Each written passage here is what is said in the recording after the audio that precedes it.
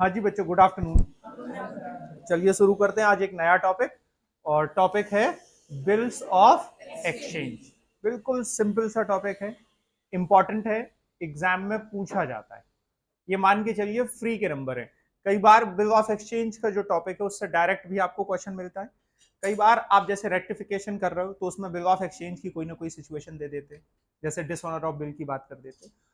अलग अलग टॉपिक में भी इसका कहीं ना कहीं रोल प्ले हो जाता है। तो इंपॉर्टेंट है, कॉन्सेप्ट वाइज भी इंपॉर्टेंट है कि आपको पता होना चाहिए, आना चाहिए टॉपिक। और एग्जाम पॉइंट ऑफ व्यू से भी इंपॉर्टेंट है कि एग्जाम में इसके क्वेश्चन भी आते हैं। कितने लोगों ने इससे पहले पढ़ा है कभी ना कभी बिल ऑफ एक्सचेंज? जब पढ़ा है तो भूल जाइए, और जब मैं कहता हूं कि पढ़ा है तो भूल जाइए, तो उस समय हमारे दिल को सबसे ज्यादा तसल्ली यही लगती थी। फिर कहते ना, फिर इंसान को याद आता है, देखो हम कहते थे ना जरूरत नहीं है। तो बगल नहीं पढ़ा हमने तो सर पढ़ा ही नहीं था, भूलने का कोई मुद्दा ही नहीं है। या पढ़ा भी था, भूल हम पहले ही चुके हैं सर, ऐसी कोई दिक्कत ही नहीं कि हमें कुछ याद हो। तो बड़ी अच्छी बात है अगर आप भूल चुके हो, और अगर थोड़ा बहुत याद है तो भूल जाइए। ठीक है, तो आज के डिस्कशन का हमारा टॉपिक है बिल्स ऑफ एक्सचेंज।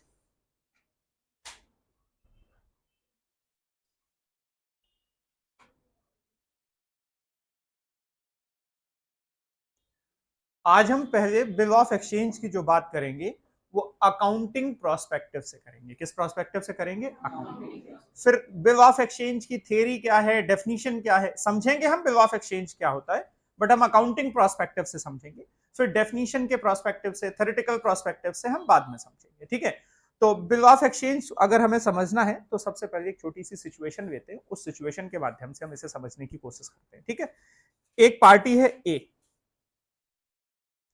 एक पार्टी है बी। इन दोनों के बीच में एक ट्रांजैक्शन हुआ, सेल का या परचेज का। ठीक है, एक लोगों के यहां पर ये सेल है और एक लोगों के यहां परचेज है। ए से बी, ए ने बी को मान लीजिए गुड्स ट्रांसफर किए हैं, सेल किए हैं, सेल ऑफ गुड्स। और सेल ऑफ गुड्स को ही हम क्या कहते हैं? सेल्स कहते हैं। और ये जो सेल्स है ये कैसी है? Credit sale.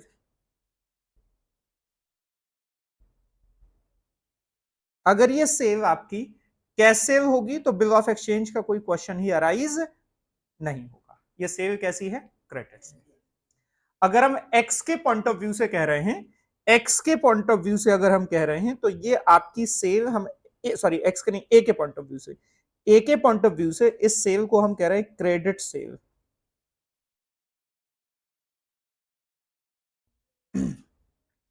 और अगर हम बी के प्रोस्पेक्टिव से कहें तो बी के यहां पर ये क्या हुई है? Credit purchases.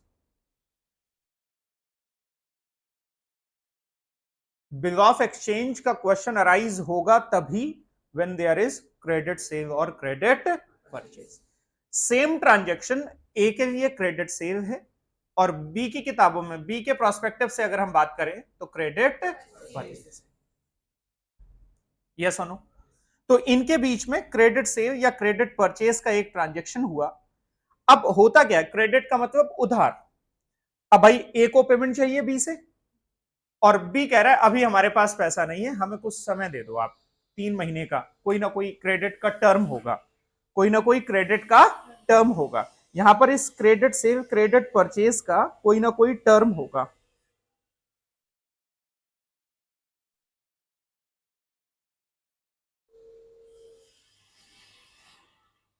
Term of credit.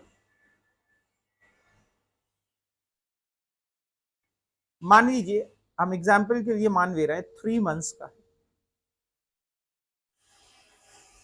Term of credit कितने महीने का है? 3 मंथ्स का। ए बी को गुड्स सेल कर रहा है, क्रेडिट पे सेल कर रहा है, 3 मंथ्स का टर्म है, 3 महीने बाद बी को पेमेंट करना होगा। अब इस ट्रांजैक्शन में रिस्क है बेटा। किस बात की रिस्क है? कि 3 महीने बाद हो सकता है बी पेमेंट ना करे। पहली रिस्क तो ये है कि बैड डेट हो जाए। दूसरी रिस्क इस बात की भी है कि दूसरा एक इशू ये भी अराइज हो जाता है कि ए को अगर आज पैसा मिल जाए तो ए उस पैसे को क्या कर सकता है? यूज कर सकता है। और अगर ए को 3 महीने बाद पैसा मिलेगा तो कहीं ना कहीं उसकी कैपिटल ब्लॉक हो गई। क्या हो गई? Capital block. तो इस रिस्क को थोड़ा सा मिनिमाइज करने के लिए ए क्या करता है, ए अपने यहां पर एक बिल ड्रॉ करता है। ए क्या करता है, ए अपने यहां पर एक बिल ड्रॉ करता है।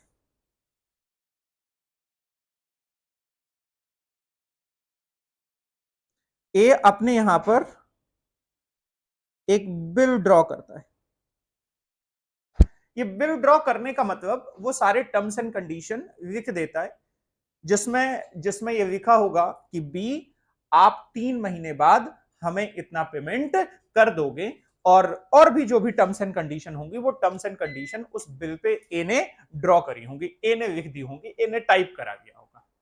और बाद में इस बिल को ए भेजता किसके पास है, बी के पास। और जब बी, ये बिल बी के पास आता है तो बी इसे एक्सेप्ट कर लेता है।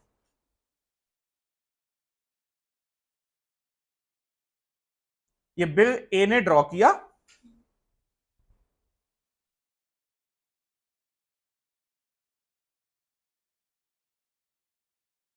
ये बिल था, ये ए ने ड्रॉ किया और बी ने इसे क्या कर लिया, एक्सेप्ट कर लिया।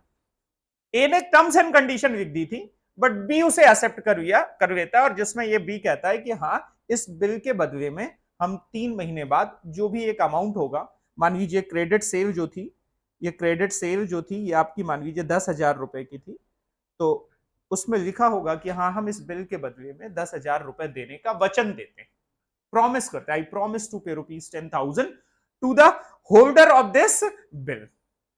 इस बिल के जो भी होल्डर होगा उसे हम 10,000 रुपए देने का वचन देते हैं after a period of 3 months, ऐसा लिखा होगा। और बी ने एक्सेप्ट कर लिया, मतलब पैसा कौन देगा, बी देगा। एक्सेप्ट करके ये बिल वापस कर देता है किसको, ए को। जब ये बिल एक्सेप्ट होने के बाद वापस आ जाता है तो ए के यहां पर इसी बिल का नाम, ए के यहां पर इस बिल का नाम हो जाता है बिल्स रिसीवेबल। क्या नाम हो जाता है, बिल्स रिसीवेबल, या मैं शॉर्ट में लिखूं बीआर नाम हो जाता है।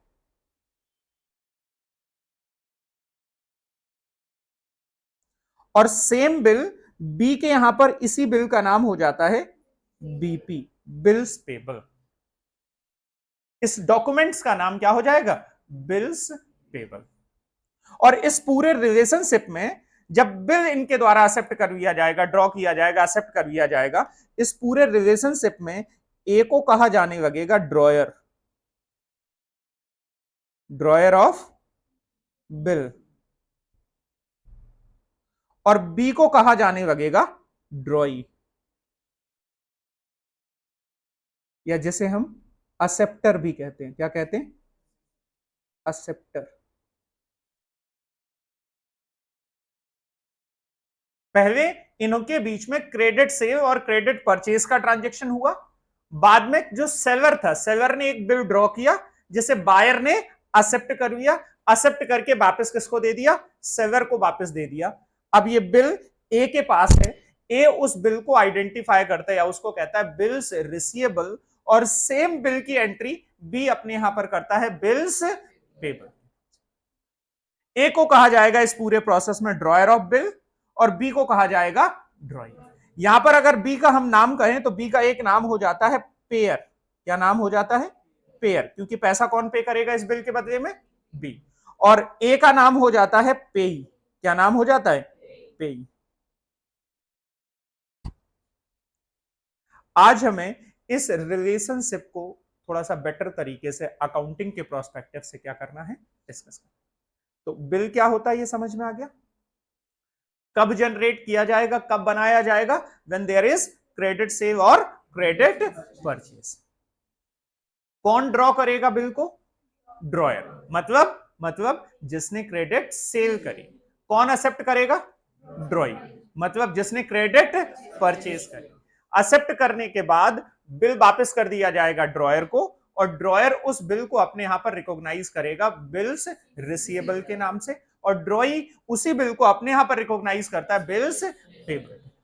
ये बिल क्या होता है, किस तरीके का ट्रांजैक्शन हो रहा है, क्या ये बात आपको समझ में आ रही है। अकाउंटिंग हम डिस्कस करेंगे, पहले सिचुएशन सर्कमस्टांसेस आपको समझ में आ जानी चाहिए। तो सर्कमस्टांसेस आपको समझ में आ रहे हैं या नहीं आ रहे हैं, और इस बिल का एक टर्म होगा, जो क्रेडिट पीरियड 3 महीने का था वही आपका हम डिसाइड कर लेंगे कि 3 महीने बाद आप पेमेंट करोगे। देखिए पहले भी आपका पेमेंट 3 महीने बाद मिलता था, अब उस पेमेंट के बदले में एक रिटन अंडरटेकिंग है आपके पास। क्या है? Written undertaking.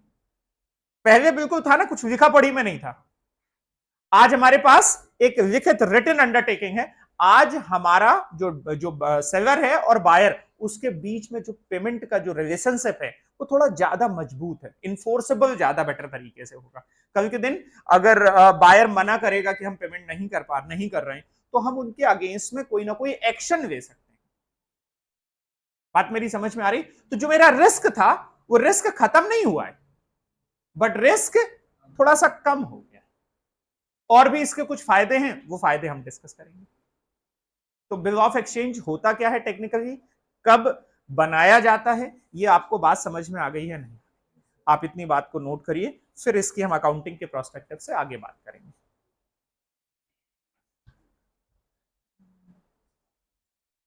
साफ साफ नोट करिएगा, कोई गलती मत करिएगा।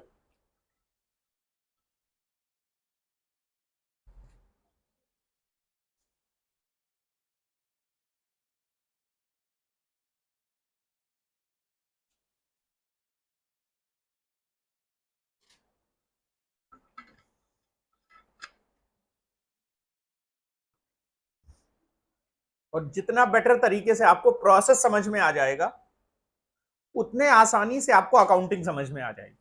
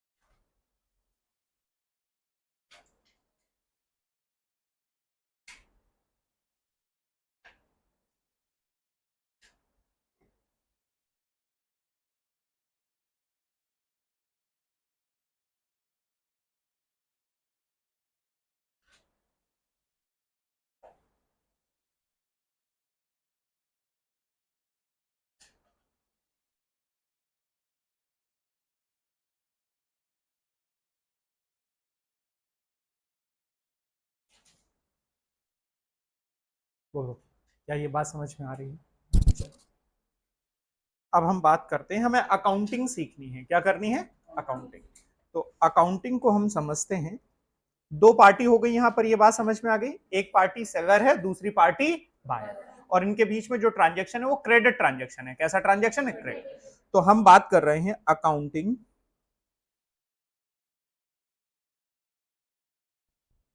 इन द बुक्स ऑफ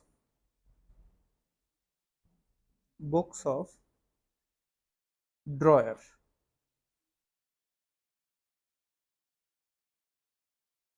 हमारे केस में कौन है? Mister A. और एक दूसरे पेज पे हम ले रहे हैं अकाउंटिंग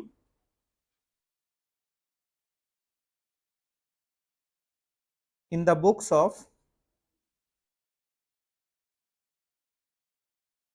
ड्रॉई। हमारे केस में कौन है?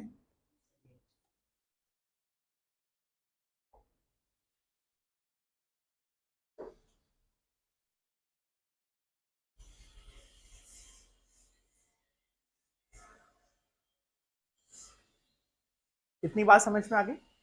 अगर हम यहां पर ए की बात करें तो ए है सेलर और बी है बायर। सबसे पहले ट्रांजैक्शन किस बात के लिए हो रहा है? For credit sales.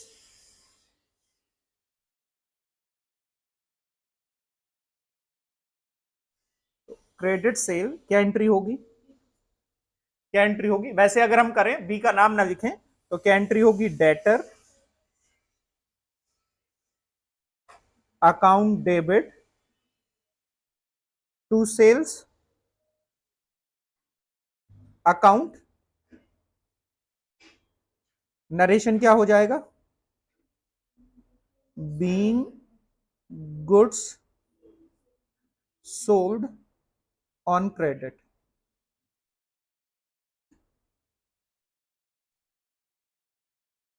बताइए, ये बात आपको समझ में आ गई? और अगर यही एंट्री हम यहां पर करें तो किस बात की होगी? For credit purchases. तो क्या एंट्री हो जाएगी? Purchases account debit to creditor.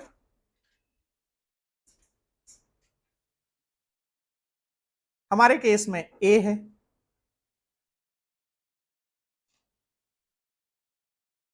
Being goods purchase on credit.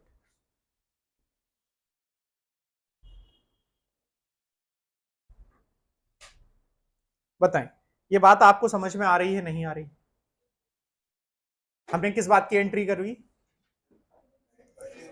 Credit purchase की और क्रेडिट सेल। थोड़ी देर के लिए यहां देखिए, अगर मैं ड्रॉयर ए की किताबों में कहूं तो ए की किताबों में बी कौन बन गया? बी है डेटर। बोलो हाँ या ना? ए की किताबों में बी कौन है? डेटर है। और बी की किताबों में ए कौन है?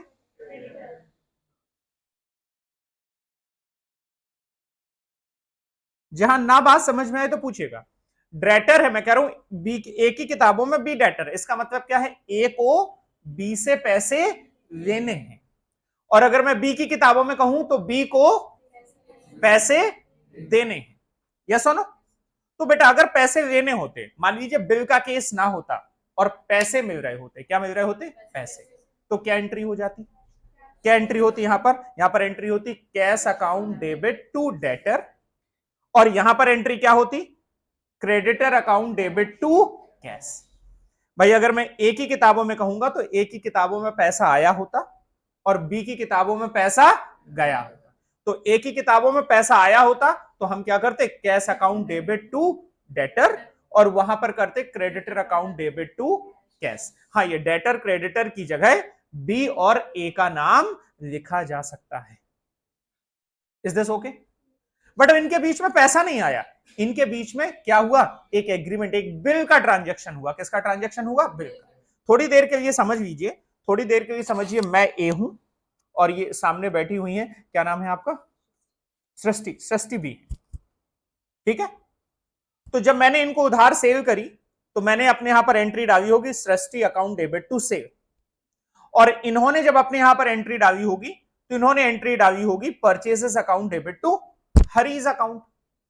यस सुनो, अब मुझे इनसे पैसे लेने, अगर मेरी किताबों के हिसाब से देखा जाएगा तो मुझे इनसे पैसे लेने, और अगर इनके प्रोस्पेक्टिव से देखा जाएगा तो इनको मुझे पैसे देने। और हमारे बीच में बिल का ट्रांजैक्शन हो गया, तो मैंने एक बिल ड्रॉ किया और इन्होंने क्या कर लिया? एक्सेप्ट। मुझे एक कागज का टुकड़ा दीजिए।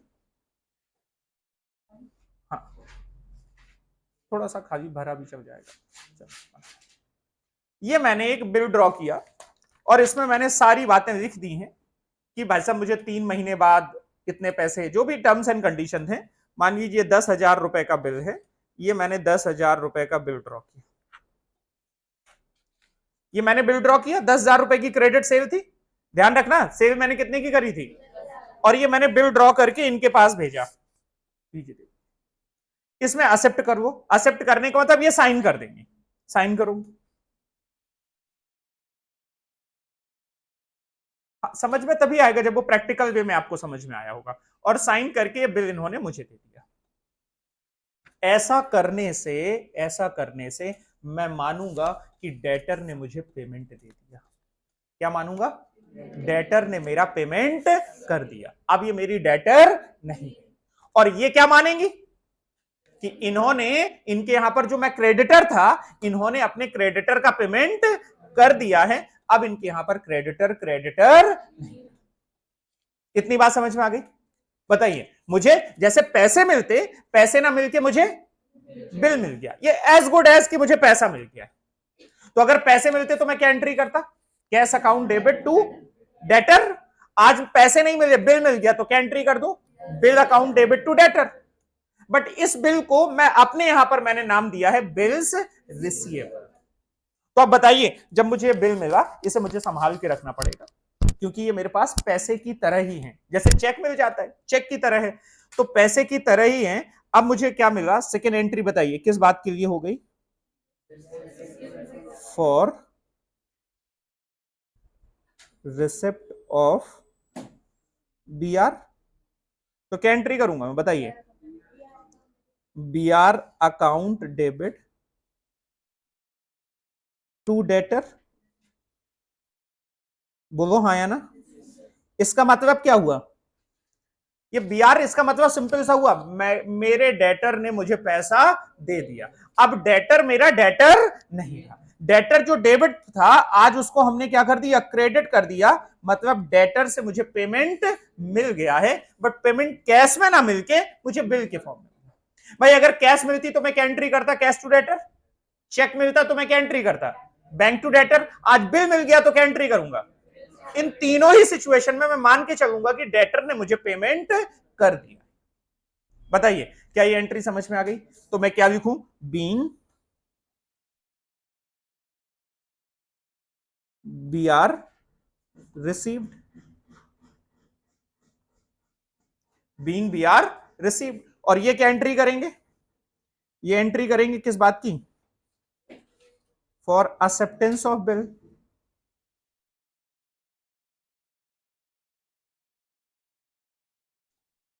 ये एंट्री कर देंगे। मान लीजिए 3 मंथ्स का बिल था। कितने मंथ्स का बिल था? 3 मंथ्स। ये एंट्री कर देंगे। क्या एंट्री करेंगे? इन्होंने क्रेडिटर का पेमेंट कर दिया, तो क्या एंट्री करेंगे? ये creditor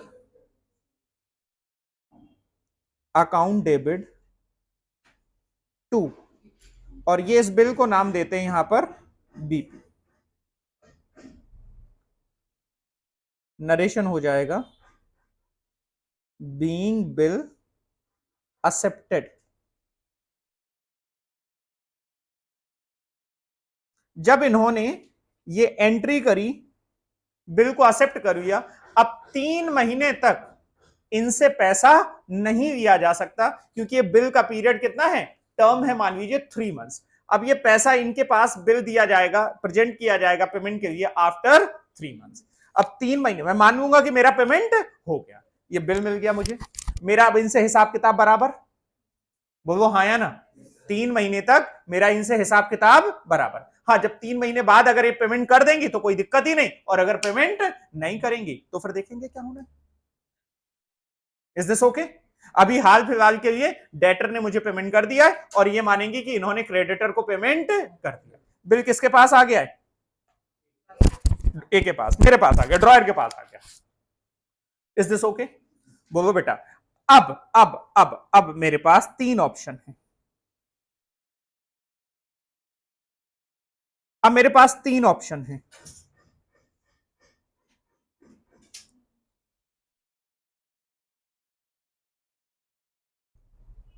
number 1, hold the bill till maturity.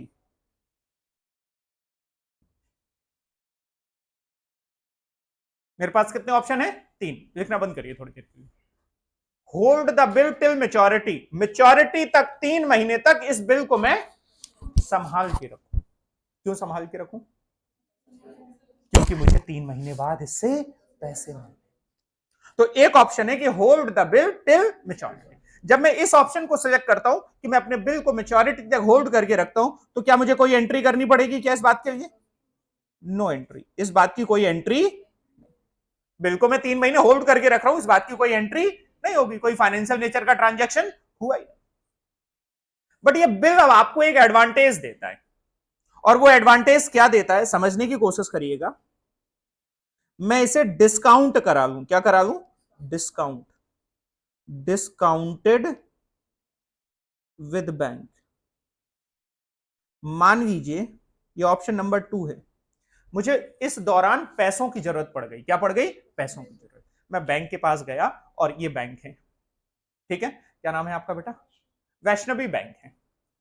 तो वैष्णवी बैंक है, मैं वैष्णवी के पास गया बैंक से, मैंने कहा देवी जी मुझे कुछ उधार पैसे चाहिए। क्या चाहिए? उधार पैसे चाहिए। तो ये कहते, बैंक कहती है कुछ सिक्योरिटी क्वेरिटी है, उधार मांगने आ गए। मैंने कहा वैसे तो कोई सिक्योरिटी नहीं है, लेकिन हाँ, आपका क्या नाम था? सृष्टि लिमिटेड, इनको मैं कंपनी में, मेरे पास सृष्टि लिमिटेड का बिल है। सृष्टि लिमिटेड का बिल है? वो कहते हैं हाँ। अरे तब तो भरोसा किया जा सकता है, इनकी क्रेडिट अच्छी है। ये कहती है अच्छा एक काम करो, तुम ये बिल हमें दे दो सिक्योरिटी के रूप में। किसके रूप में? सिक्योरिटी। और हम इसके बदले में आपको पैसा दे दे रहे हैं। मैंने कहा ठीक है। ये पूछती है कितने का बिल है? मैंने कहा 10,000 रुपए का। मैंने इनको बिल दिया। ये जब मैंने बिल इनको दिया, बदले में ये मुझे क्या दे देंगी? पैसा दे देंगी। हाँ, क्योंकि मुझे पैसा 3 महीने बाद मिलना था इस बिल के बदले में, बट ये मुझे आज पैसा दे रही है बैंक, तो कहीं ना कहीं इसकी कुछ सर्विस चार्ज वगैरह, इंटरेस्ट वगैरह चार्ज करवेंगे।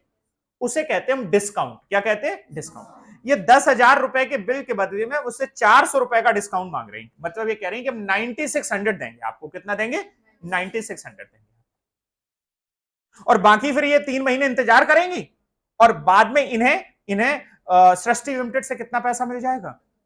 10,000। तो इनका 400 रुपए का फायदा हो जाएगा। मुझे क्या फायदा कि मुझे जो पैसा 3 महीने बाद मिलना था, मुझे वो पैसा आज मिल गया। बताइए इस बात की क्या एंट्री करूं? मुझे पैसा मिला, बोलो हाँ या ना। तो मैं बैंक को डेबिट कर दूं, बैंक अकाउंट डेबिट, बोलो बेटा। अच्छा, मुझे कुछ कम मिला है, कुछ खर्चा हो गया इंटरेस्ट के रूप में, नुकसान है मेरा, तो उसे मैं यहां कहूंगा डिस्काउंट अकाउंट डेबिट। क्या कहूंगा? Discount account debit. और 2, मेरे यहां से अब बिल चला गया, तो क्या एंट्री कर दूं? 2 BR। बिल्स पेबल नहीं, बिल्स रिसीवेबल। पेबल कहां है? अच्छा, रिसीवेबल ही कहा था। तो इसे क्या कहा जाएगा? Being BR discounted with bank. अगर हम एग्जाम्पल से समझने की कोशिश करें तो ये 9600 आ जाएगा, ये 400 आ जाएगा, और ये पूरा, ये एक ऑप्शन है। ठीक है, बोलो बेटा। 2 ऑप्शन हो गए। तीसरा ऑप्शन मेरे पास ये था, तीसरा ऑप्शन मेरे पास, अब मैं सेकेंड ऑप्शन पे नहीं जा रहा हूं, मैंने समझा दिया है बट मैं नहीं जा रहा हूं। तीसरा ऑप्शन ये था कि मैंने किसी से उधार सामान खरीदा था, मान लीजिए हाँ, श्वेता से। ठीक है, श्वेता नाम नहीं मुझे याद रहती जल्दी। श्वेता से मैंने उधार सामान खरीदा था, ठीक है, परचेस करी थी। तो श्वेता से अगर मैंने उधार परचेस करी होगी तो श्वेता मेरे यहां पर क्या होंगे? क्रेडिटर। क्या एंट्री करी होगी मैंने? Purchases account debit to Shweta, या क्रेडिटर। मतलब मुझे श्वेता का पेमेंट करना है। अब श्वेता कह रही सर 3 महीने के बाद ही पेमेंट होना है। श्वेता कह रही सर कुछ सिक्योरिटी दो। तो एक तरीका तो यह हो सकता था कि श्वेता एक नया बिल बनाती और उस बिल को मैं क्या करता? एक्सेप्ट करता। बोलो। मैंने कहा देखो श्वेता, नया बिल मत बनाओ, मेरे पास एक बिल पड़ा हुआ है, सेम अमाउंट का है लगभग, और वो बिल है सृष्टि लिमिटेड का बिल है, वो 10,000 रुपए का ही है, और मुझे भी तुम्हें लगभग 10,000 का ही पेमेंट करना है। तो तुम एक काम करो, ये बिल दे दो। श्वेता कहती है ठीक है सर, आपका आप बिल एक्सेप्ट करते, वो बिल मुझे मिलता, या मुझे सृष्टि का बिल मिल गया, मुझे कोई दिक्कत नहीं। तो मैंने ये बिल, अब समझना, मुझे अपने क्रेडिटर को पेमेंट करना, नया बिल एक्सेप्ट नहीं किया मैंने जो जो सृष्टि लिमिटेड का बिल मेरे पास रखा हुआ था, ये बिल मैंने उठा के किसको दे दिया? दे दो। और ये श्वेता को जब मैंने ये बिल उठा के दे दिया तो एंट्री क्या हुई होगी? बोलो बेटा।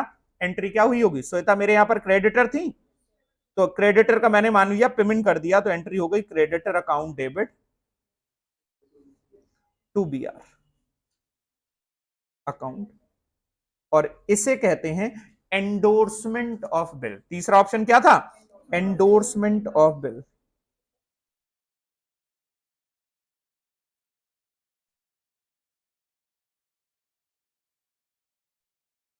तो हम क्या कहेंगे? Being B R endorsed. Sir क्या ये श्वेता फर्दर किसी और को दे सकती हैं? तब तक ये बिल कितने भी लोगों को ट्रांसफर किया जाता है, जा सकता है, जब तक मेच्योरिटी पीरियड ना हो जाए। Is this okay?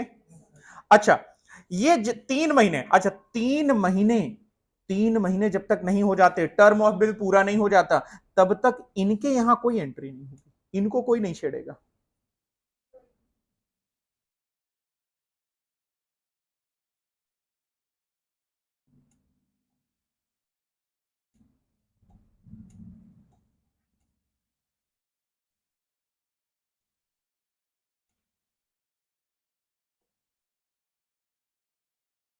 इनके यहां 3 महीने कोई एंट्री नहीं होगी। ये बिल मैं बैंक से डिस्काउंट कराऊं, मैं क्रेडिटर को इंडोर्स करूं, क्रेडिटर फर्दर किसी और को इंडोर्स कर दे, बट 3 महीने तक बिल इनके सामने नहीं आना चाहिए। ये कहते हैं हमें कोई मतलब नहीं तुम क्या कर रहे हो, क्या कर नहीं कर रहे हो, हमें कोई मतलब नहीं। क्या ये बातें समझ में आई आपको? मेरे पास कितने ऑप्शन थे? 3। कौन से? मैं होल्ड करके रखता, अगर मैं होल्ड करके रख रहा हूं तो कोई एंट्री नहीं, होल्ड करने की कोई एंट्री नहीं होगी। मैं बैंक के पास डिस्काउंट करा सकता था, मैं बैंक के पास गया, मैंने डिस्काउंट कराया, एंट्री बता दी। या मैं क्रेडिटर को इस बिल का, क्रेडिटर का पेमेंट कर सकता था इस बिल से, जिसे मैं क्या कहता हूं? Endorsement of bill. क्या कहता हूं? Endorsement of bill. इतनी बात समझ में आई? बोलो। अब ये फर्दर ये किसी और को इंडोर्स कर दे, कोई और आगे इंडोर्स कर दे, उससे कोई फर्क नहीं पड़ता, फिर उसकी एंट्री ना मेरे यहां होगी ना इनके यहां होगी।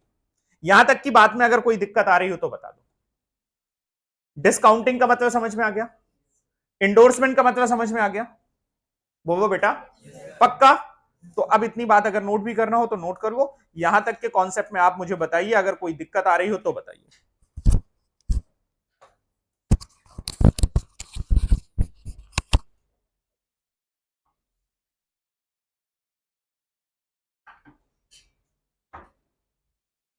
नोट करिए जरा इसे।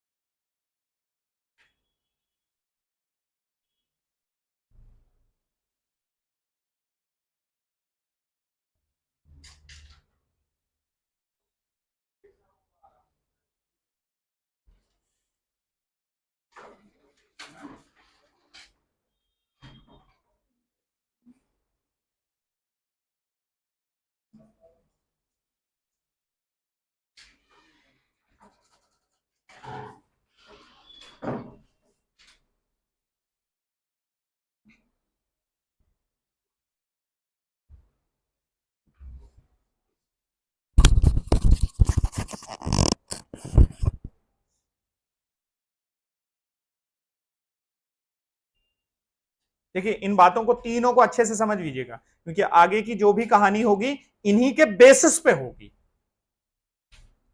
ठीक है?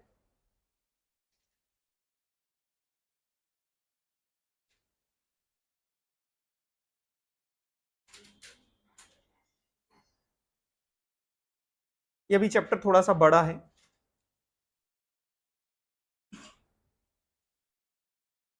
छोटे कोई भी नहीं है चैप्टर, अच्छा खासा सिलेबस बनाया है आपका सीए फाउंडेशन का।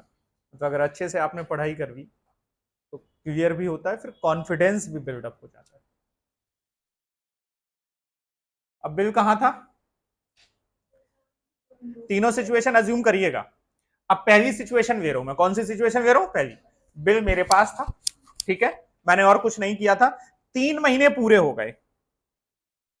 बोलो बेटा, कितना समय पूरा हो गया, 3 महीने। ऑन मेच्योरिटी,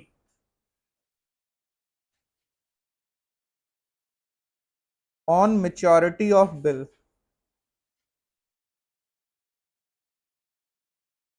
3 महीने पूरे हो गए और बिल किस पे है, मेच्योरिटी पे। अब बताओ, मेच्योरिटी पे अब मेरे पास बिल था, मेच्योरिटी आएगी, बिल मैं इनको दूंगा। मैं क्या करूंगा कि देवी जी समय आ गया है, अब पैसे दे दो। मैंने बिल इनको भेजा कलेक्शन के लिए, किसके लिए, पेमेंट के लिए, कि लाओ भाई पेमेंट कर दो। कितनी सिचुएशन आएंगी, क्या संभावनाएं बनेंगी, बोलो क्या संभावनाएं बनेंगी, दो। कौन सी, या तो ये पेमेंट करेंगे, और तीसरी कोई संभावना बनेगी क्या, नहीं बनेगी भाई, दो ही संभावना बनेगी, क्या, या तो ये पेमेंट कर देंगे और या तो ये पेमेंट नहीं करेंगे।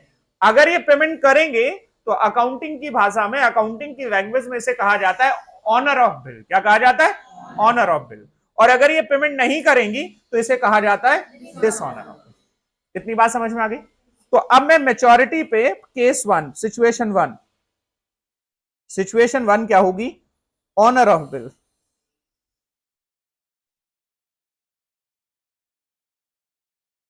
Case 1, honour of bill. Bill क्या हो गया, ऑनर हो गया। तो बताइए क्या एंट्री हो जाएगी,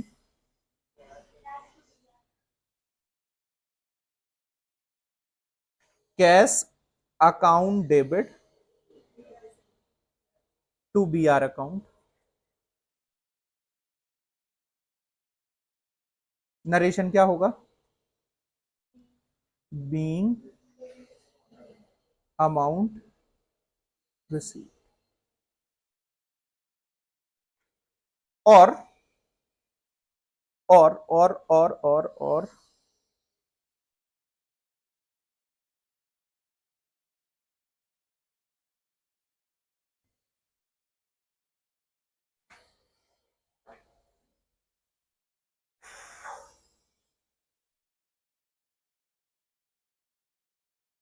थोड़ा सा रुकिएगा। ऑनर हो गया बिल, क्या हो गया, ऑनर। और हमने 3 सिचुएशन ली थी, कौन सी, 3 ऑप्शन लिए थे। ऑप्शन 1 कौन सा, ऑप्शन 1 क्या था, ऑप्शन 2, ऑप्शन 2 क्या था, और ऑप्शन 3। तो ऑप्शन 1 में मैं एंट्री की बात कर रहा हूं, किसकी बात कर रहा हूं, ऑप्शन 1। मतलब बिल मैंने ऑप्शन 1 में होल्ड करके रखा हुआ था और आज बिल क्या हो गया, ऑनर। मेरी बात समझ रहे हो, नहीं समझ रहे हो, तो बताइए क्या एंट्री हो जाएगी, cash account debit to B R,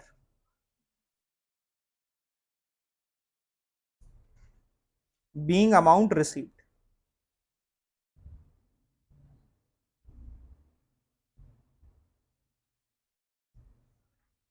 लिखना बंद करिए, थोड़ा सोचिए। ऑप्शन 2 और 3 में बिल किसके पास है, ऑप्शन 2 में बैंक के पास, ऑप्शन 3 में श्वेता के पास, ठीक है, क्रेडिटर थी मेरी इंडोर्सी के पास, यस और नो। और इन्होंने पैसे दे दिए बैंक को या इंडोर्सी को। बताओ क्या मेरे यहां पर कोई एंट्री होगी, मेरे यहां पर कोई एंट्री नहीं।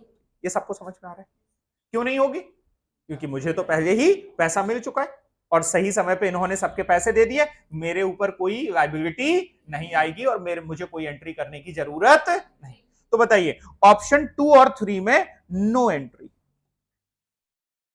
मैं किताबें किसकी हैं, ये देखो जरा, किताबें किसकी हैं, ड्रॉयर की। किसकी किताबें हैं, ड्रॉयर। अब जरा मैं ड्रॉई के यहां पर आ जाऊं, ड्रॉई के यहां पर ऑन मेच्योरिटी,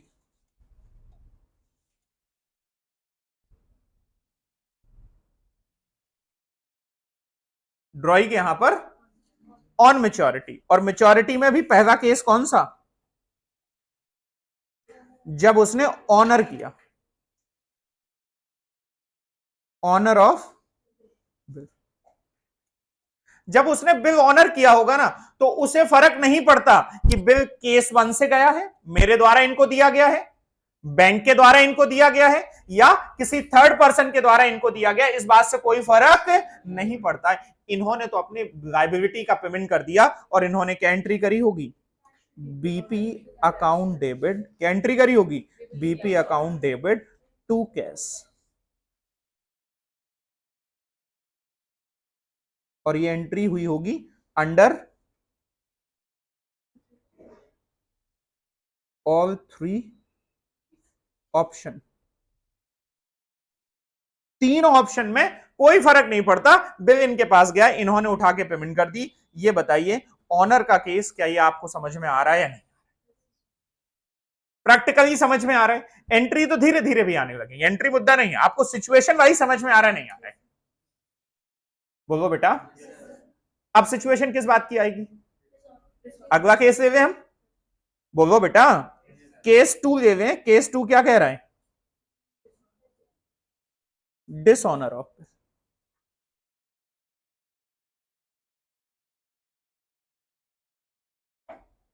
बिल क्या हो गया, डिसऑनर। इन्होंने ड्यू डेट पे पैसा देने से मना कर दिया, तो अगर इन्होंने ड्यू डेट पे पैसा देने से मना कर दिया, तो बताइए ऑप्शन वही होंगे, डिसऑनर में 3 ऑप्शन।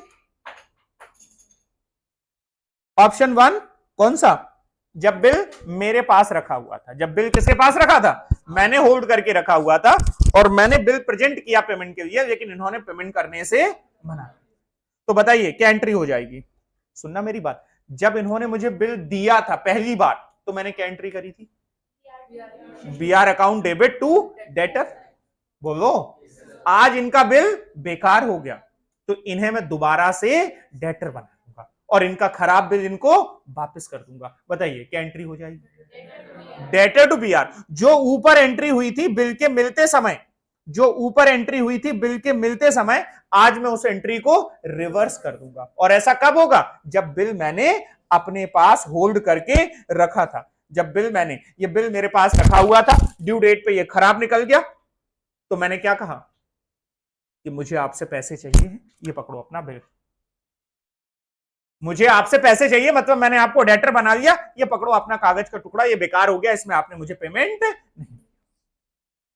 बोलो हाँ या ना, तो क्या एंट्री हो जाएगी जरा बताओ। मैं फिर से डेटर बना लूं, debtor account debit to BR, और ये बीआर वापस कर दूं मैं इनको,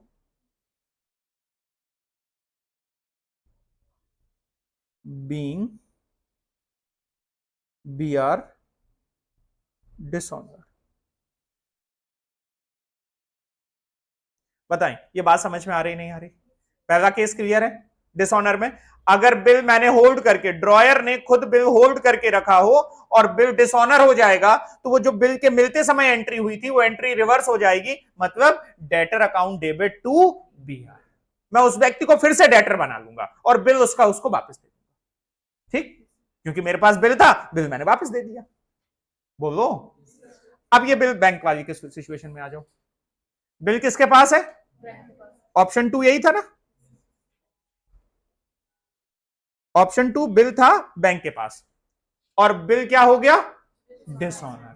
इन्होंने इनको दिया और पेमेंट करने से मना कर दिया। जैसे ही बिल डिसऑनर होगा, बताओ मेरे पास किसका फोन आएगा, बैंक का, वो साहब आपने बिल दिया था वो डिसऑनर हो गया। तो मैं क्या कहूं बैंक से कि हो गया तो हो गया, मैं क्या करूं, ऐसा कहूंगा क्या, नहीं, मेरी लायबिलिटी, ये तो सिक्योरिटी के रूप में था, सिक्योरिटी खराब निकल गई तो बैंक मुझसे पैसे रिकवर करेगी। तो बैंक से मैं क्या कहूंगा, बैंक तुम चिंता ना करो, हम तुम्हारा पैसा देंगे, हाँ या ना। बोलो, मतलब बैंक को मैं लायबिलिटी बना लूं, क्रेडिटर बना लूं, क्योंकि इनका मुझे अब पैसा देना पड़ेगा। बोलो, तो ये कौन सा बिल डिसऑनर हो गया, डिस्काउंटेड वाला बिल डिसऑनर हो गया। बिल किसके पास है? बैंक के पास। बैंक से मैंने डिस्काउंट, बैंक ने मुझे पैसे दे दिए थे लेकिन बिल खराब निकल गया, तो बैंक से मैं क्या कहूंगा? बैंक तुम्हें मैं पैसे दूंगा। मतलब पैसे देना है ना बैंक को, तो बैंक को क्रेडिटर बना ले। और अब मैं फोन किसको घुमाऊंगा? सृष्टि को। देवी जी, वो आपका बिल आपने पे नहीं किया, वो आपको पे करना पड़ेगा। तो ये क्या कहेंगी? सर हम दे देंगे पैसे, आप परेशान मत होइए। ये इनसे इनका कोई रिश्ता नहीं है। ये फिर मुझसे ही कहेंगी सर हम आपको पैसा दे देंगे। इनसे तो हमारा और बैंक का रिश्ता था, तो बैंक को तो मुझे पेमेंट करना ही करना पड़ेगा। तो बताइए अब एंट्री क्या होनी चाहिए? बैंक को पेमेंट करना पड़ेगा, तो बैंक को क्या करना है? क्रेडिट। और सृष्टि से मुझे पेमेंट लेना है, मतलब सृष्टि को हम दोबारा से डेटर बने। तो क्या एंट्री हो जाएगी? बोलो बेटा। डेटर अकाउंट डेबिट या सृष्टि account debit, debtor account debit to bank account. कहीं पर एरर वाली बातें आई थी, रेक्टिफिकेशन ऑफ एरर में आपने ये बातें डिस्कस करी थी, अब शायद आपको ये बात समझ में आ रही होगी। बीइंग एंडोर्स्ड, नहीं, बीइंग बिल डिसऑनर, सीधे सीधे देखो, बीइंग बिल डिसऑनर। बताइए क्या ये बात समझ में आ गई? भाई इन्होंने पैसा नहीं दिया तो इनसे कहूंगा कि तुमसे पैसा मुझे लेना है, और इनको कहूंगा आपको पैसा देंगे। लेना है तो डेटर और देना है इनको तो क्रेडिटर। बोलो बच्चों। अब तीसरी सिचुएशन में आ जाते हैं। बिल किसके पास है? पहुंचाओ इनके पास। ऑप्शन नंबर 3 में हम, ऑप्शन 3 में बार बार नहीं लिख रहा हूं, कौन सा केस है? इंडोर्समेंट का केस है। किसका केस है? बिल किसके पास है? क्रेडिटर के पास, मेरे क्रेडिटर के पास। क्रेडिटर ने भेजा होगा इनके पास पेमेंट के लिए, और इन्होंने पेमेंट नहीं की। अगर ये पेमेंट कर देती ऊपर, अगर ये पेमेंट कर देती तो मेरे को कोई एंट्री डालने की जरूरत नहीं, बट इन्होंने पेमेंट नहीं किया। तो बताइए क्रेडिटर से मैं क्या कहूं? कि तुम चिंता न करो हम पेमेंट करेंगे, बोलो। और इनसे क्या कहूंगा? कि आपको पेमेंट देना पड़ेगा। तो इनको डेटर बना लूं। ये पहले डेटर थे, जब इन्होंने बिल दे दिया तो डेटर खत्म हो गए थे, तो आज मैं इन्हें बिल इनका खराब निकल गया तो आज इन्हें फिर से डेटर बना लूं। और इनको मैंने पहले क्रेडिटर थे बट मैंने बिल दे दिया था तो ये क्रेडिटर खत्म हो गए थे, बट आज वो बिल बेकार निकल गया तो मुझे इनको पैसा देना पड़ेगा। तो बताइए क्या एंट्री हो जाएगी? Debtor account debit to. तीनों ही सिचुएशन में अगर बिल डिसऑनर हो रहा है तो इनको मुझे दोबारा से डेटर बनाना है, तो डेटर डेबिट होगा ही होगा, इसमें कोई दो राय नहीं। बिल अगर मेरे पास था तो मैं क्रेडिट बीआर को कर दूंगा, वापस कर दूंगा। बिल अगर बैंक के पास था तो बैंक को क्रेडिट कर देंगे। बिल अगर क्रेडिटर के पास था तो क्रेडिटर को क्रेडिट कर दिया जाएगा। एंट्री हो जाएगी क्या? Debtor account debit to creditor. मेरी बात समझ में आ गई? बोलो। Being endorsed bill dishonour.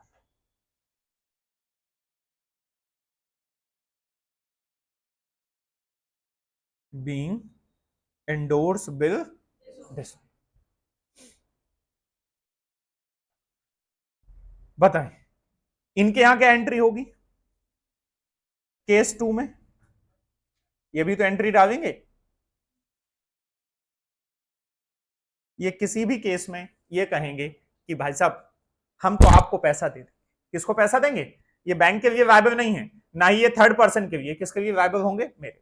तो जब इन्होंने बिल एक्सेप्ट किया था तब एंट्री क्या हुई थी? Creditor to BP. आज एंट्री क्या हो जाएगी? BP to creditor. ये मुझे फिर से क्रेडिटर बना देंगी, तो क्या एंट्री हो जाएगी?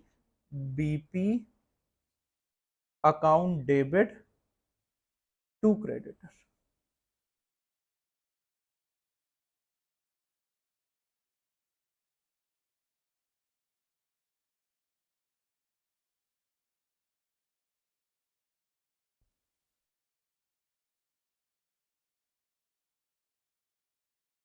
बताइए ये सिचुएशन, बेसिक सिचुएशन आपको क्लियर हो रही है या नहीं हो रही?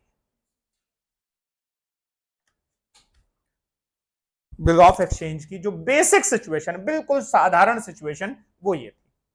मैंने पूरा प्रैक्टिकल वे में आपको समझाने की कोशिश करी है।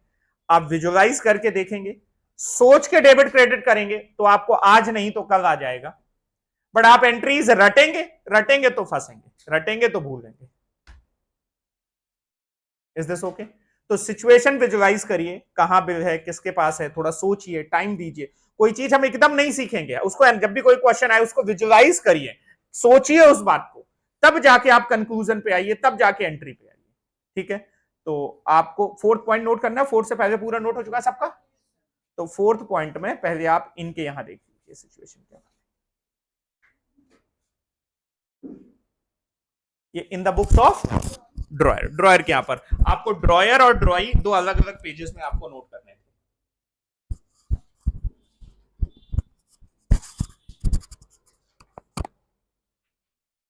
इसको नोट करिए।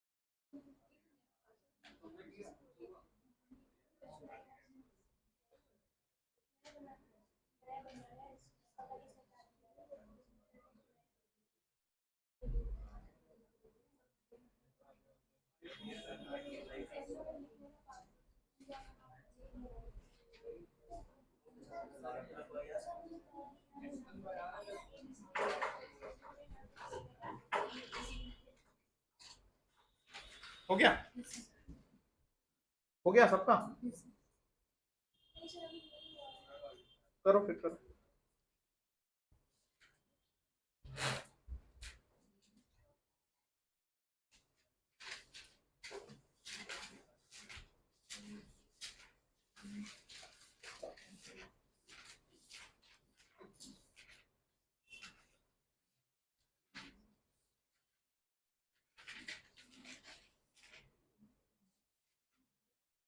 आ जाओ, आ जाओ भाई, देखो।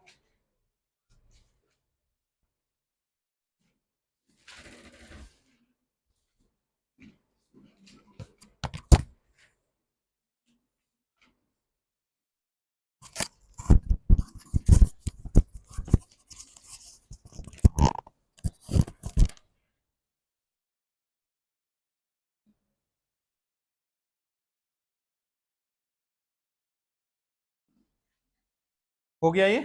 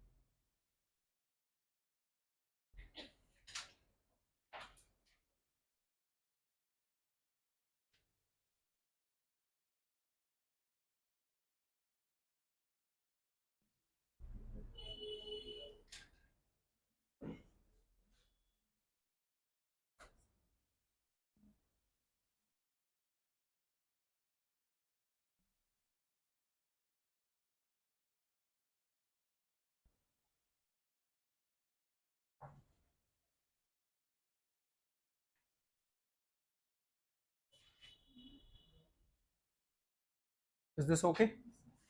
समझ में आ गई बात? चलिए,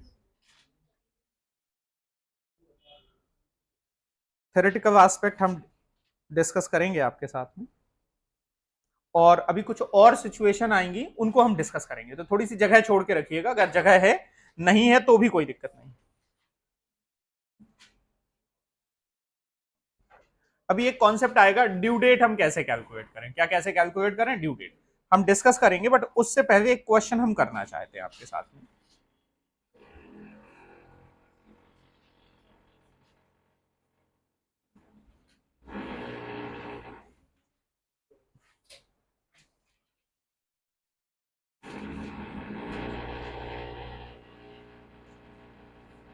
इलस्ट्रेशन नंबर 2 पे आ जाएंगे। डेट अभी हम इनके हिसाब से देख लेंगे, डेट जो होगी, डेट कैलकुलेट कैसे करना है हम आगे डिस्कस करेंगे आपके साथ में कॉन्सेप्ट में। फिलहाल अभी हमने जो अकाउंटिंग सीखी है उसके रिलेटेड हम कुछ बातें कर रहे हैं आपके साथ में। तो क्या कह रहे हैं, क्वेश्चन पढ़ते हैं। Vijay sold goods to Pritam on 1 September 2022 for ₹1,06,000। Vijay ने 1 सितंबर 2022 को गुड्स बेचे, कितने के?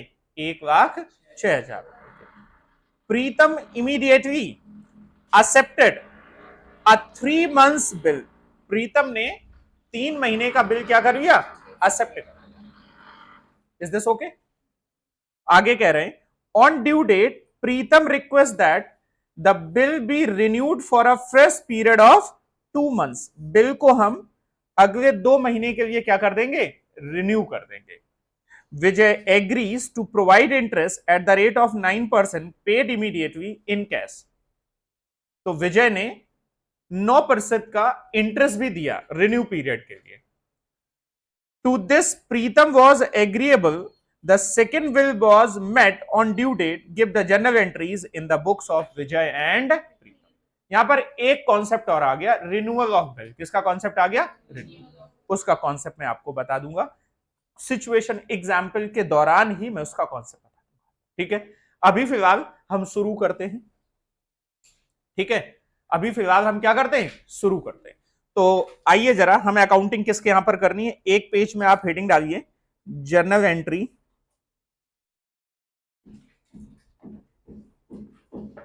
इन द बुक्स ऑफ,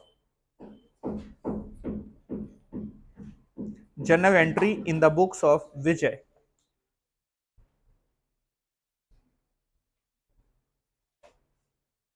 और दूसरे पेज पे हम हेडिंग डाल रहे हैं, जर्नल एंट्री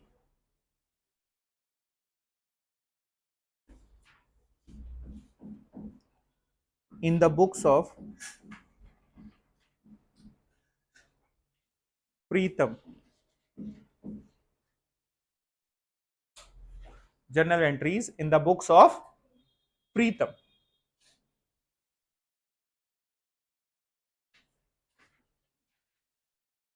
बताइए क्या कहानी है। सबसे पहले विजय ने गुड्स बेचे हैं, हम पूरा फॉर्मेट बनाएंगे, प्रॉपर फॉर्मेट बनाइए।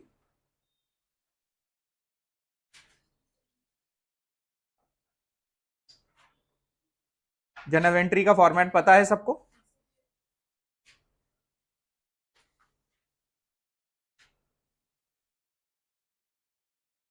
डेट,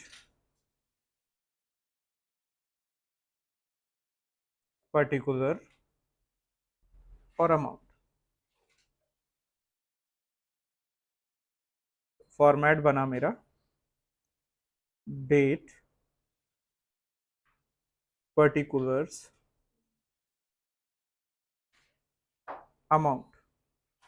ये डेबिट का और अमाउंट ये क्रेडिट का। एक कॉलम और भी दे सकते थे, लेजर फोलियो नंबर, एलएफ का।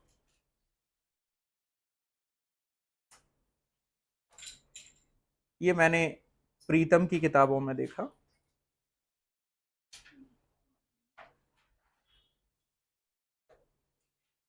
Date, particular and amount. Date,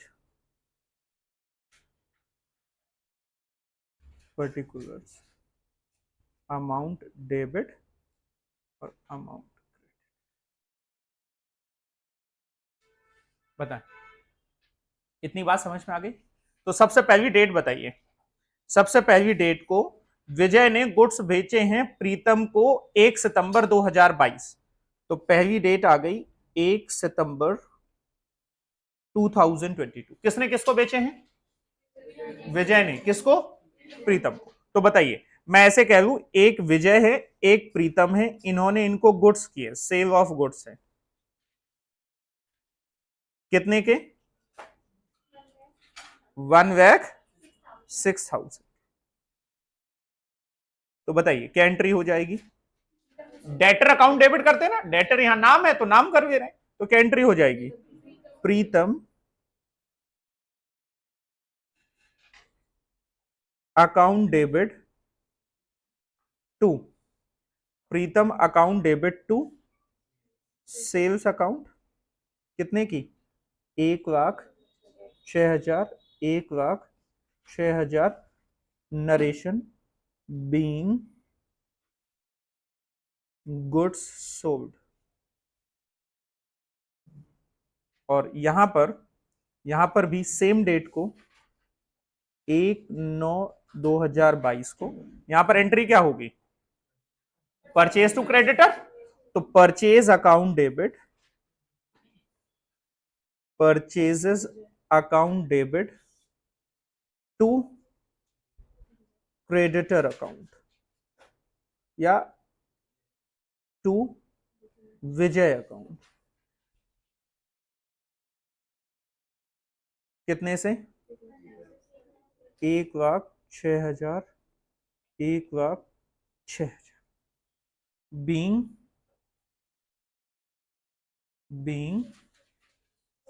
goods purchase.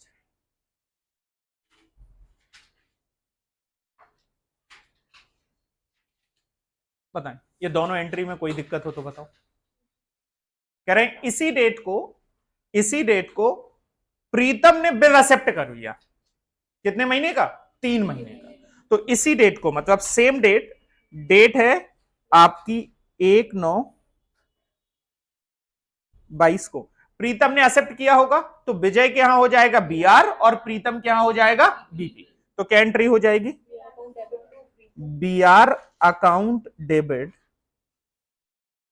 To Pritam account, कितने का?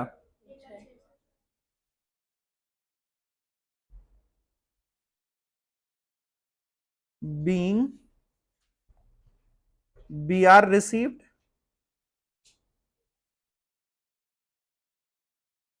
और यहां पर सेम डेट को 1/9/2022 को एंट्री होगी Vijay account debit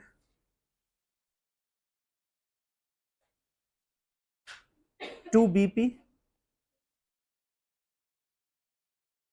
1,06,000, 1,06,000, being bill accepted.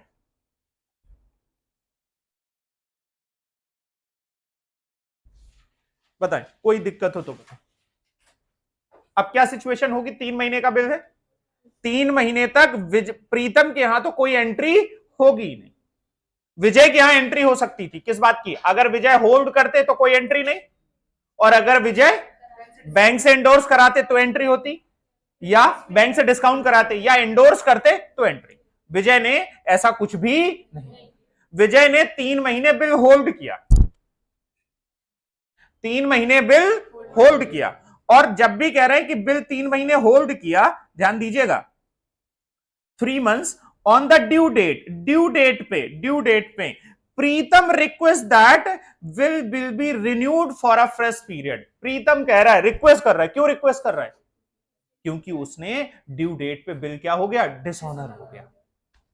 Due date पे बिल डिसऑनर हो गया, तो प्रीतम रिक्वेस्ट कर रहा है, भैया हम पैसे नहीं दे पा रहे हैं, हमें दूसरा बिल एक्सेप्ट कर दो, हमें और समय दे दो।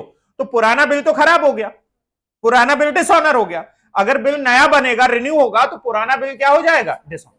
सेम बिल को आप आगे नहीं बढ़ा सकते हो, वो आपको क्या करना पड़ेगा? डिसऑनर। Is this okay? तो सबसे पहला मुद्दा तो आएगा ड्यू डेट कितनी क्या आएगी, क्या कितनी आएगी? Due date. अभी मैं एक कॉन्सेप्ट बता दे रहा हूं, फिर मैं ड्यू डेट निकालना सिखाऊंगा, इसके बाद आपको ड्यू डेट निकालना सिखाऊंगा। 3 महीने का बिल है, तो आप काम क्या किया करो, मंथ को बढ़ा दो। जैसे सितंबर है, तो सितंबर को 3 महीने बढ़ाओ आगे, तो क्या हो जाएगा? अक्टूबर, नवंबर, दिसंबर। तो सेम डेट आ जाएगी, 1 दिसंबर आ जाएगा। क्या आ जाएगा? 1 दिसंबर। बोलो, बात समझ में आई? और 3 दिन का ग्रेस पीरियड दे दो। तो 1 दिसंबर के बाद 3 दिन और जोड़ो, 2, 3, 4, तो ड्यू डेट क्या आ गई? 4 दिसंबर। तो बताओ 4 दिसंबर को पहला काम क्या होगा? 4 दिसंबर 2022 को पहला काम क्या होगा? बोलो बेटा, पहला काम क्या होगा? बिल डिसऑनर हो जाएगा। क्या हो जाएगा? सर यहां तो कहा नहीं। अरे भाई साहब, ये रिक्वेस्ट क्यों कर रहे हैं? प्रीतम रिक्वेस्ट क्यों कर रहा है?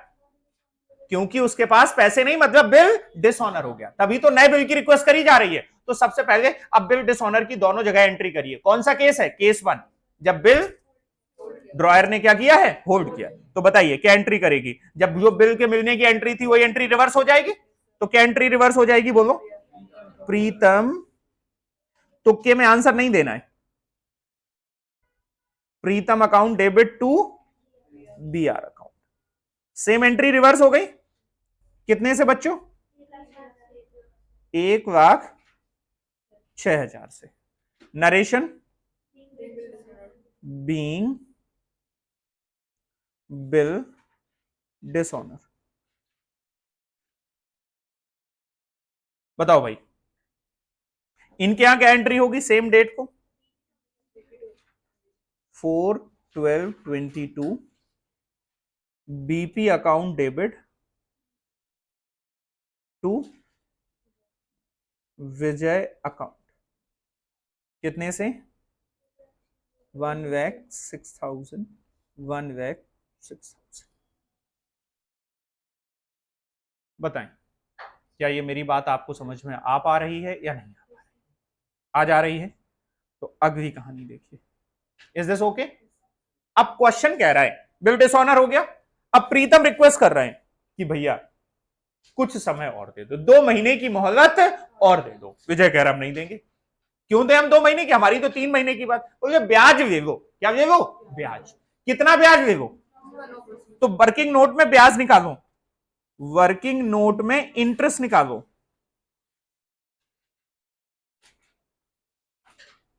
तो 1,06,000 का कितने परसेंट का? 9% का। और कितने महीने का? 2 महीने। ब्याज ऐसे ही निकाला जाएगा 2 महीने का। अगर आपको ये बात समझ में नहीं आ रही कि ब्याज 2 महीने का ऐसे ही निकाला जाएगा 9% का, तो भाई साहब मंदिर मंदिर जाते रहिएगा, क्योंकि मैंने इंटरेस्ट का पूरा चैप्टर पढ़ा दिया है आपको मैथ्स में। Is this okay? कैलकुलेटर है भाई साहब आपके पास? आपसे इनसे पूछ रहा हूं, इनसे। हाँ हाँ, अभी नहीं, अब कैलकुलेटर ले लेना। बिना कैलकुलेटर के कोई क्लास में एंट्री नहीं करेगा। अपने अपने कैलकुलेटर से निकालिए, कैलकुलेट करिए, दूसरे का इंतजार मत करिए, निकालिए। कैलकुलेटर कहां है? कैलकुलेटर कहां है? हाँ, आपका कहां है? मंथन, आप लोगों के देखियो। हाँ, कैलकुलेटर। हाँ, निकालिए, कैलकुलेट करिए, कितना आया? हाँ, 1590। ये समझ में आई बात आपको? और करके देखना, अगर आप केवल बैठे रहेंगे थोड़ी देर में सो जाएंगे। हम एक ऐसी एक सिचुएशन होती है कि हम बैठे होते, जग रहे होते, आंखें खुली होती हैं, बट हम सो चुके होते। ठीक है? तो इसके लिए कैलकुलेटर कैलकुलेटर चलाते रहिए। अब कहानी क्या हो जाएगी जरा बताओ। विजय क्या कहेंगे? प्रीतम, तुमसे मुझे ब्याज लेना है। कितने का? 1590। ये ब्याज लेना है। और प्रीतम क्या कहेगा? देना है। आया ना? तो अगर मुझे प्रीतम से ब्याज लेना है, बोलो बेटा, और ब्याज मेरी ये इनकम होगी। क्या होगी? इनकम। इनकम को क्रेडिट करते हैं, और जिस व्यक्ति से लेना है वो क्या हो जाएगा? डेबिट कर देंगे, डेटर बन जाएगा। तो बताओ क्या एंट्री हो जाएगी? बोलो। प्रीतम अकाउंट डेबिट कितने से? 1590 टू इंटरेस्ट। कितने से? 1500। सेम डेट को। बताओ इनके यहां क्या एंट्री होगी? इनके यहां इंटरेस्ट खर्चा है, तो क्या एंट्री हो जाएगी? इंटरेस्ट अकाउंट डेबिट टू विजय। कितने का? 1590। आप अगर एंट्री याद करेंगे तो बात नहीं बननी है, आपको ट्रांजैक्शन समझ में आना चाहिए, घटनाक्रम समझ में आना चाहिए कि ट्रांजैक्शन कब कौन सा हुआ, उसका ऑर्डर समझ में आना चाहिए। Is this okay? एंट्री तो बाद में सोचनी है, अब ये एंट्री क्या कोई बहुत कठिन एंट्री थी? सर आपने लिखा ही नहीं। मैं लिखा इंटरेस्ट की एंट्री, इंटरेस्ट मुझे देना है और एक तरफ इंटरेस्ट मुझे पे करना है, मैंने एंट्री डाल दी, कौन सी बड़ी बात है? Is this okay? बोलो बेटा। अब मुझे बताओ, जरा गौर से बताओ, विजय की किताब में बताओ प्रीतम से कितना पैसा लेना है? 1,06,000 तो ये बिल का, और 1590 इंटरेस्ट का। देखो दोनों डेबिट पड़े ना, तो प्रीतम कितने का डेबिट हो गया? 1,07,590 का। बोलो हाँ या ना। प्रीतम 1,07,590 का डेबिट हो गया, जिसको प्रीतम पेमेंट कैसे कर रहा है? बिल एक्सेप्ट करके। क्या एक्सेप्ट करके? बिल। तो क्या एंट्री हो जाएगी? बोलो बेटा। अब यहां पर सेम डेट पे क्या एंट्री हो जाएगी? बी आर, और इसे मैं न्यू नाम दे दे रहा हूं। क्या नाम दे दे रहा हूं? B R, account debit to Pritam account. कितने का? 1,07,590, 1,07,590। और इसी बात की यहां एंट्री क्या होगी? बोलो। विजय, विजय अकाउंट डेबिट टू बीपी। कितने का? 1,07,590, 1,07,500।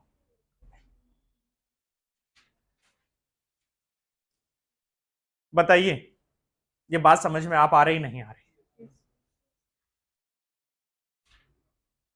ठीक है, बोलो बेटा, बोलो बच्चों। अच्छा इंटरेस्ट कैश में पे कर दिया। हाँ देखो अभी उसने इंटरेस्ट, हमने ये बात को ध्यान नहीं दिया, इंटरेस्ट अगर इमीडिएटली कैश में पे कर दिया तो फिर इतने से बिल नहीं बनेगा, तो फिर एक एंट्री आ जाएगी। क्या यहां पर एक एंट्री आ जाएगी? क्या एंट्री आ जाएगी? Cash account debit to interest. अब फिर मैं क्या कर सकता था? इस एंट्री को मैं डायरेक्ट भी कर सकता था। क्या कर सकता था? डायरेक्ट मैं सीधे सीधे एंट्री कर सकता था, कैश टू इंटरेस्ट। प्रीतम को एंट्री करने की जरूरत नहीं थी। यहां पर मैं ये एंट्री ना करता, मैं यहां पर प्रीतम वाली एंट्री ना करता, या कर भी देता तो कोई दिक्कत नहीं है। आप एक बार एंट्री कर दीजिए। कैसे एंट्री कर दीजिए? डायरेक्ट। अब मुझे प्रीतम ने क्या दिया? कैश दिया। कितने का? कैश अकाउंट डेबिट 1590, और बाकी पैसे का बिल दिया। क्या दिया? बिल। तो बी आर अकाउंट डेबिट कितने का? 106,000 टू प्रीतम।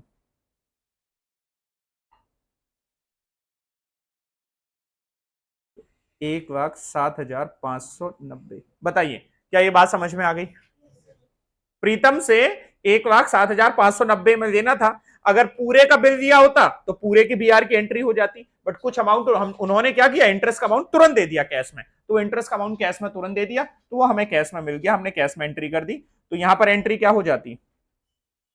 विजय का 1,07,590 देना है, बिल एक्सेप्ट किया है, 1,06,000 का बिल एक्सेप्ट किया है, और टू कैश इंटरेस्ट हमने कैश में पे कर दिया, तो टू कैश कितना? 1590। बताएं क्या ये बात आपको समझ में आ रही है या नहीं आ रही है?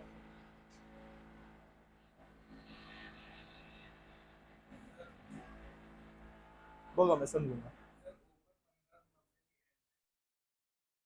ये एंट्री करी है इंटरेस्ट ड्यू की, रिसीवेबल की, कि मिलेगा, और ये एंट्री करी है इंटरेस्ट के मिलने की, मिल गया, ड्यू किया ना, मिला नहीं ना, ये एंट्री करी है कि इंटरेस्ट लेना है, और ये एंट्री करी है कि इंटरेस्ट मिल गया। ऐसे ही ये एंट्री करी है कि इंटरेस्ट देना है पेबल की, और ये एंट्री फिर यहां पर क्या हो गई कि पे कर दिया। Is this okay? अगर इसको मैं डायरेक्ट भी कर देता तो कोई बुराई नहीं थी। डायरेक्ट मैं यहां पर इंटरेस्ट के मिलने की एंट्री करता, ये वाली एंट्री ना डालता, डायरेक्ट एंट्री करता cash account debit to interest, Pritam को बीच में ना भी करता तो कोई दिक्कत नहीं थी। बट बेटर अप्रोच यही है कि पहले हम किसी चीज को ड्यू करते और फिर बाद में क्या करते हैं, रिसीव। तो प्रीतम प्रीतम का पार्ट खत्म हो जाएगा, अल्टीमेटली एंट्री क्या हुई होगी, cash to interest. Is this okay?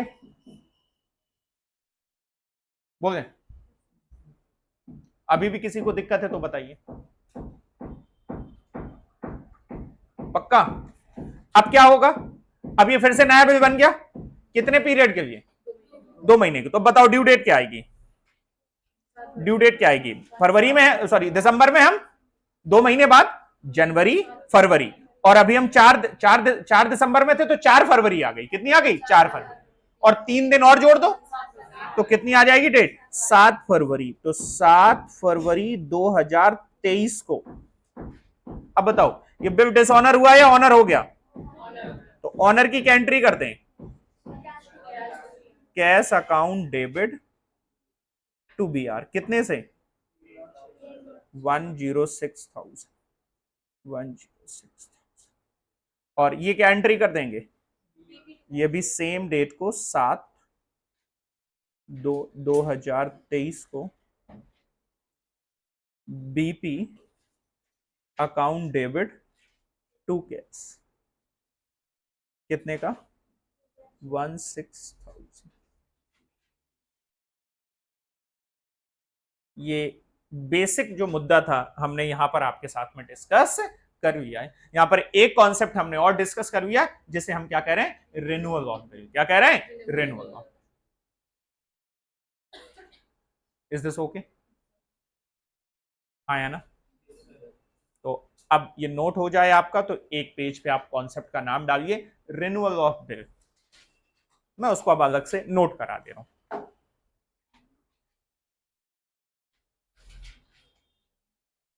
Heading डालिए renewal of bill.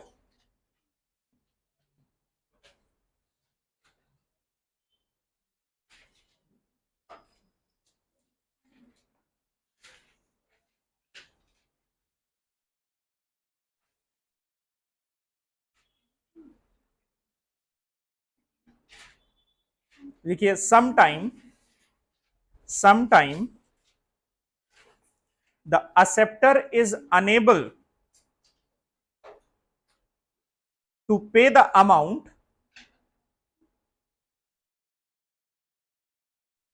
acceptor is unable to pay the amount and request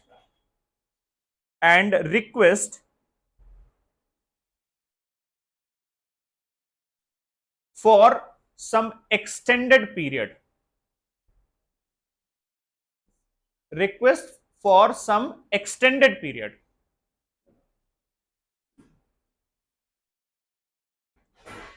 request for some extended period, bracket में लिखना रिन्यूअल ऑफ बिल। वो बिल के renew करने के लिए रिक्वेस्ट करता है। किस बात के लिए रिक्वेस्ट करता है, रिन्यू करने के लिए रिक्वेस्ट करता है। In such situation,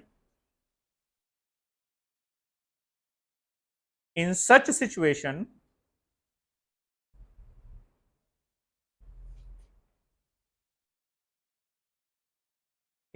situation the original bill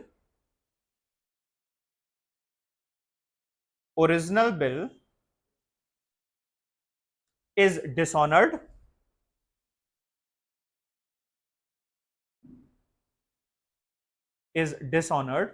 and a fresh bill is to be raised, and a fresh bill is to be raised,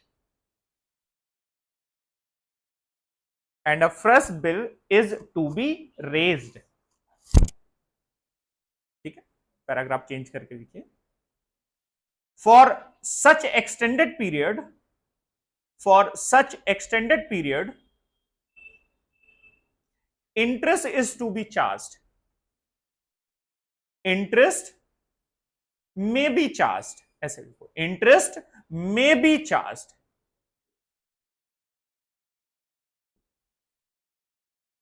Interest may be charged. तो एंट्री ऐसे लिखो, इंटरेस्ट ऑब्लिक करके लिख दो noting charge. Oblique करके क्या लिख दो, noting charge. Interest oblique noting charge.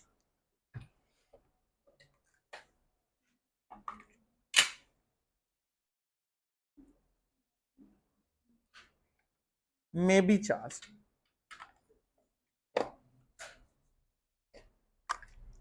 Interest oblique noting charge may be charged.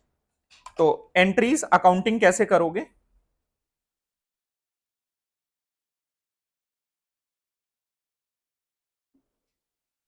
Accounting कैसे करोगे? तो स्टेप 1 में एंट्री फॉर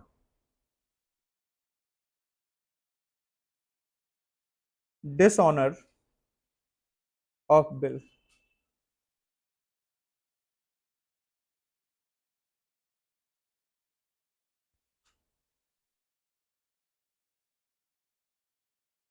स्टेप 1 में क्या करेंगे, हम डिसऑनर की एंट्री करेंगे दोनों के यहां पर. अब डिसऑनर की एंट्री क्या होती है मैं दोबारा से नहीं बताऊंगा. दोनों के यहां पर मतलब ड्रॉयर और drawing. Step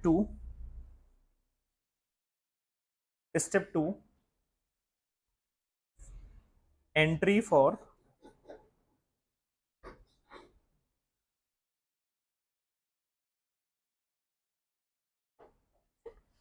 interest due.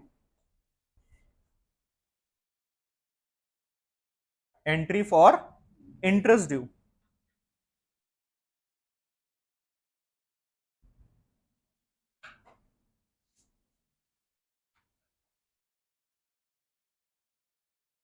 Dryer के यहां पर क्या एंट्री हो जाएगी? ड्रॉयर के यहां पर क्या एंट्री हो जाएगी? हाँ, drawee account debit to interest या debtor account debit to interest, बोलो. और इन द बुक्स ऑफ ड्रॉई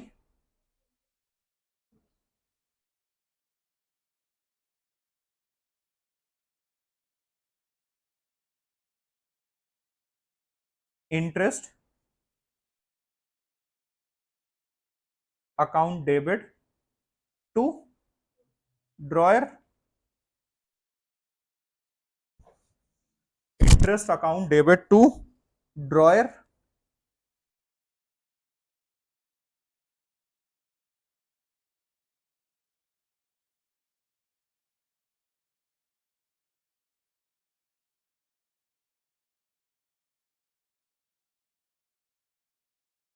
ठीक है. और स्टेप 3 तीसरी एंट्री होगी फॉर फाइनल सेटलमेंट.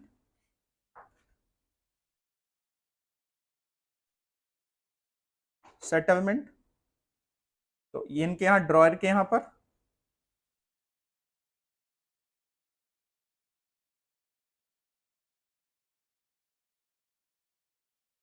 अगर उसे कुछ पैसा कैश मिल रहा होगा तो cash account debit. If any, अगर मिल रहा होगा कुछ पैसा कैश में. कभी कभी पूरा बिल तो नहीं रिन्यू होता, कुछ कहते हैं हम कैश दे देते, कुछ का रिन्यू कर दो.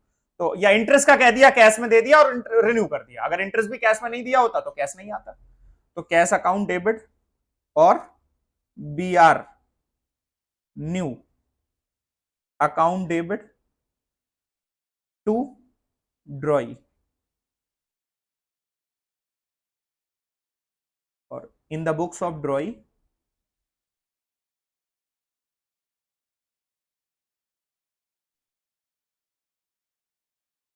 ड्रॉई के यहां पर क्या एंट्री होगी, बोलो.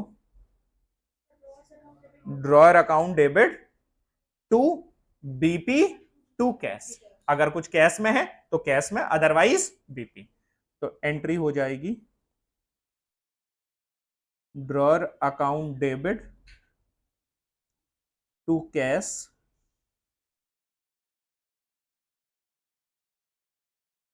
इफ एनी, कैश होगा और अदरवाइज बीपी। अगर पूरा अमाउंट का बिल बनना होगा तो बीपी, अगर कुछ पे हो रहा होगा तो कैश।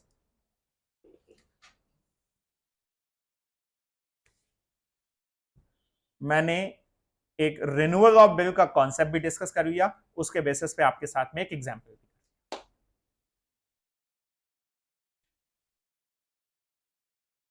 बोलें, क्या ये मेरी बात आपको समझ में आ रही है या नहीं? पक्का? ठीक है, तो आज के लिए अभी इतना ही रखते हैं और ब्रेक लेते हैं, फिर ब्रेक के बाद देखते हैं आपके डाउट वगैरह जो होंगे पिछले चैप्टर के। ठीक है, तो इतना पढ़ के आइए, कोई दिक्कत हो नेक्स्ट क्लास में डिस्कस करेंगे। इसको दोबारा से रीड करके आइए, क्वेश्चन दोबारा से करके आइए, आगे की बातें हम इस चैप्टर की अगली क्लास में करेंगे।